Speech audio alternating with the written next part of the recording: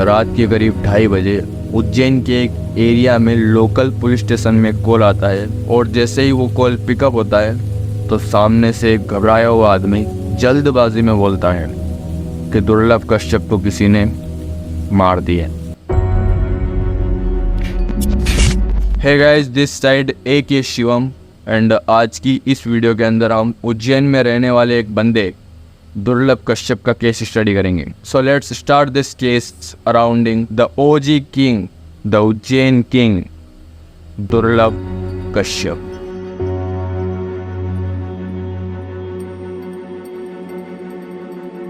तो ये जो दुर्लभ कश्यप नाम का बंदा है, इसका जन्म 8 नवंबर 2000 को उज्जैन के अंदर हुआ था। इसके जो फादर थे वो मुंबई में किसी कंपनी के अंदर काम करते थे एंड जो मदर थी वो एक स्कूल टीचर थी जो बच्चों को पढ़ाने के लिए जाती थी। और दुर्लभ का जो पूरा परिवार है वो स्टार्टिंग से ही उज्जैन के अंदर अब्दालपुरा एरिया में रहते थे। एंड जो दुर्लभ के फादर थे जो कि मुंबई में काम करते थे, वहाँ से उनको जब भी लंबे टाइम की छुट्टी मिलती थी तो अपनी वाइफ एंड अपने बच्चे के पास उज्जैन आ जाते थे।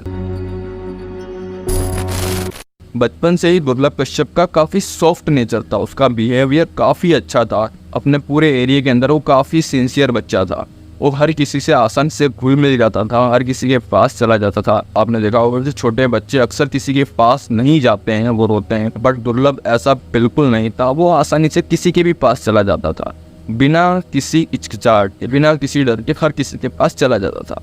एंड काफ़ी सॉफ्ट नेचर का होने के साथ साथ दुर्लभ कश्यप जानवरों से भी काफ़ी ज़्यादा प्यार करता था, उनसे काफ़ी ज़्यादा रिलेट करता था, जानवरों के साथ रहना ज़्यादा पसंद करता था। ज़्यादातर दुर्लभ को बिल्लियों के साथ रहना बहुत पसंद था। दुर्लभ के इसी सॉफ्ट नेचर और जानवरों के लिए प्यार को लेकर उसके मम्मी पापा और उसके मोहल्ले वाले जो उसके आसपास रहते थे, उसके घर के बाजू में रहते थे, उसके रिश्तेदार, ये सब उसके लिए अच्छा सोचते थे। ये सब उसके लिए काफ़ी अच्छा सोचते थे और सब सोचते थे कि ये ज़रूर कुछ ना कुछ अच्छा करेगा, ज़रूर कुछ ना कुछ बड़ा करेगा और सबसे हटके करेगा। उसके फादर को भी यही लगता था कि ये बच्चा ज़रूर कुछ ना कुछ करेगा। इसीलिए उसके फादर ने उसका नाम दुर्लभ रखा था, ताकि ये कुछ अलग काम कर सके, दुर्लभ काम कर सके, अति अद्भुत काम कर सके। इसीलिए उसके फादर ने उसका नाम बड़े चाव से दुर्लभ रखा था। बट ये कहानी इतनी सिंपल नहीं है जितनी आपको लग रही है। इसी पॉइंट पर जब सबको लगता था कि दुर्लभ कुछ अच्छा करेगा, उसका काफ़ी अच्छा नेचर था, इसी पॉइंट पर दुर्लभ की लाइफ में एक टर्न आया। दुर्लभ जैसे जैसे बड़ा होने लगा वो खुद को एक लीडर की तरह ट्रीट करने लगा। जैसे कि कई सारे गुंडों की एक गैंग होती है और उनका एक लीडर होता है, वो उस तरह से अपने आप को एज्यूम करने लगा। और जब वो अपने स्कूल के अंदर जाया करता था तो वहाँ पर भी जो उसके दोस्त थे उनको वो लीड करता था। स्कूल के अंदर भी वो दादागिरी करने लगा था और अपने दोस्तों की मदद से जो और बच्चे आते थे स्कूल में उनको मारता था, उनको पीटता था और अपनी गैंग में शामिल कर लेता था। इस टाइम पर दुर्लभ काफ़ी छोटा था और बचपन से ही उसके माइंड में ये घुस गया कि अब मुझे कुछ हटके करना है और मुझे सबका लीडर बनना है, अपना नाम करना है, मुझे फेमस होना है। इस बात को उसकी मॉम नोटिस कर रही थी और धीरे धीरे उसके आसपास वाले जो थे वो भी नोटिस कर रहे थे कि ये जो बच्चा है कुछ तो गलत कर रहा है। वो लोग ये सोचकर टाल देते थे कि ये बच्चा है, आगे जाकर कुछ समझ जाएगा। और उसकी माँ ने भी उसको कई बार समझाया बट उसको नहीं समझ आया। तो उसकी माँ ने सोचा कि चलो कोई बात नहीं, अभी बच्चा है, बड़ा होगा तो समझ जाएगा। बट वो नहीं बदला। 15-16 साल की उम्र में उसने अपनी पढ़ाई छोड़ दी और अपनी रहन सहन जिस तरह से वो रहता था पूरी बदल दी। बचपन में कहा वो बिल्कुल सॉफ्ट नेचर का था, सबके साथ घुल मिल जाता था, सबके साथ अच्छा व्यवहार करता था। बट वो अब उसका फुल्ली अपोजिट हो चुका था। उसका नेचर इतना सॉफ्ट नहीं रहा, उसका नेचर एक मवाली की तरह, एक बदमाश की तरह हो चुका था। वो अपने माथे पर आड़ा टीका लगाने लगा, अपने कंधे पर एक गमछा डालने लगा था। मतलब कि वो पूरी तरह एक गुंडे की तरह, एक बदमाश की तरह रहने लगा था। अब वो ये नहीं चाहता था कि उसका नाम सिर्फ एक टाउन या एक सिटी में हो, अब वो चाहता था कि उसका नाम पूरी कंट्री में हो, उसे हर कोई जाने, उसके आगे झुक के चले। वो इस माइंडसेट के साथ रहने लगा और अपने आप को टोन बनाने की कोशिश में लग गया। इसी बीच दुर्लभ कश्यप को सोशल मीडिया काफ़ी ज़्यादा पसंद आया और वो सोशल मीडिया पर अपना मैक्सिमम टाइम स्पेंड करने लगा। इसी बीच दुर्लभ ने अपना एक फेसबुक अकाउंट बनाया, ये सोचकर कि वो इसके ज़रिए लोगों को अपने साथ जोड़ेगा, उनको अपनी गैंग के अंदर शामिल करेगा। और उसने अपने फेसबुक अकाउंट को इस तरह से बनाया, इस तरह से उसका इंटरफेस एडिट किया कि देखने में लगे कि हाँ ये किसी डॉन या किसी बदमाश का अकाउंट है, जैसा दुर्लभ कश्यप चाहता था। और जिन उम्मीदों के साथ उसने अपना फेसबुक अकाउंट बनाया, वो उम्मीदें अब सक्सेसफुल होती हुई दिख रही थी। उसके साथ कई लोग जुड़ रहे थे। उसने अपने फेसबुक अकाउंट पर बायो में कुछ लाइनें लिख रखी थी, जैसे कि कुख्यात बदमाश, जाना माना नाम चिन कुंडा, किसी भी विवाद को निपटाने के लिए संपर्क करें। इस तरह की लाइनें उसने अपने फेसबुक अकाउंट के ऊपर लिख रखी थी, जिससे लोगों को देखकर लगे कि हाँ ये कोई बड़ा डॉन है। दुर्लभ का ऑनलाइन अपनी गैंग बनाने का सपना धीरे धीरे पूरा होता हुआ नजर आ रहा था। उसके साथ कई सारे बंदे जुड़ चुके थे। उनकी उम्र भी दुर्लभ कश्यप की उम्र के बराबर ही होंगी। उस समय दुर्लभ कश्यप के साथ ऑनलाइन मैक्सिमम 100+ बंदे जुड़ चुके थे। और वो जो बंदे थे वो एज अ फॉलोअर्स नहीं थे, वो दुर्लभ की एक आवाज़ पर कहीं भी आ जाने वाले बंदे थे। और दुर्लभ का जो सपना था डॉन बनने का, वो पूरा हो रहा था। दुर्लभ के ऑनलाइन और फेसबुक पर ही उसकी गैंग मेंबर नहीं थे, बल्कि उसने अपने आसपास के इलाकों से कुछ मेंबर्स को भी अपने साथ जोड़ रखा था, जिससे अगर दुर्लभ कहीं जाए तो वो बंदे भी उसके साथ जाएं और लोगों को लगे कि हाँ ये कोई बड़ा गुंडा है, हाँ ये कोई बदमाश। दुर्लभ भी यही चाहता था, सबको डरा कर रखना चाहता था। अब दुर्लभ कश्यप धीरे धीरे हफ्ता वसूली करने लगा था, लोगों को डराने लगा था, धमकाने लगा था। इसी बीच उसके जो फादर थे वो मुंबई से उनकी जॉब छोड़कर उज्जैन आ गए और यहाँ पर छोटा मोटा बिजनेस करने लगे। दुर्लभ के बारे में जब उसके घर में पता चला कि वो क्या कर रहा है बाहर जाकर, तो उसके पापा और उसके मम्मी ने उसको बहुत समझाया, डांटा भी, बट वो नहीं माना। उसने अपना घर ही छोड़ दिया। दुर्लभ कश्यप की जो पॉपुलैरिटी थी वो इतनी ज़्यादा नहीं, बट जैसे जैसे समय बीतता गया वो काफ़ी पॉपुलर होने लगा। अपनी गैंग के अंदर काफ़ी पॉपुलर हो गया, लोग उसके बारे में जानने लगे, उसका नाम बाहर आने लगा। तभी 2018 में पुलिस की निगाह उसके फेसबुक अकाउंट, उसके और सोशल मीडिया हैंडल्स और उसकी गैंग के ऊपर पड़ी। फिर पुलिस वालों ने 2018 में फर्स्ट टाइम दुर्लभ कश्यप को उसके 23 साथियों के साथ गिरफ्तार किया।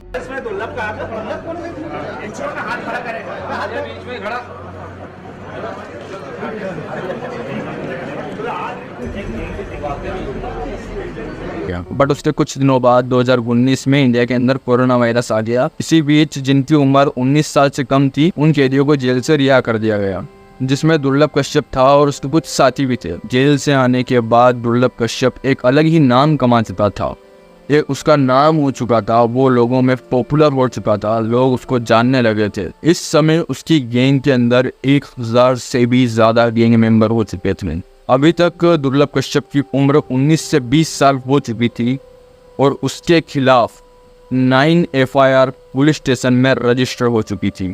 मतलब तुम इमेजिन करो कि खाली 19 साल का बंदा है और उसके खिलाफ 9 मुकदमे चल रहे हैं।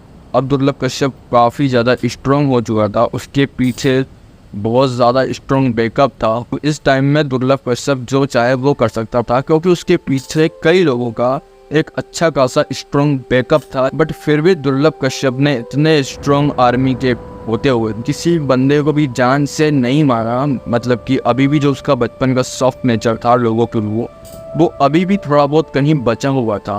दुर्लभ कश्यप की जो इतनी बड़ी गैंग थी, इस गैंग में जो मेंबर्स थे उनका एक ड्रेस कोड भी था, जो स्टार्टिंग में दुर्लभ कश्यप ने फर्स्ट टाइम फॉलो किया। माथे पर टीका लगाना, कंधे पर गमछा डालना और आंखों में काजल करना, ये इनका एक ड्रेस कोड था। और मैक्सिमम टाइम ये जो गैंग मेंबर्स थे ये ब्लैक कपड़े ही पहनते थे, ताकि इनकी झलक अलग से दिखी रहे।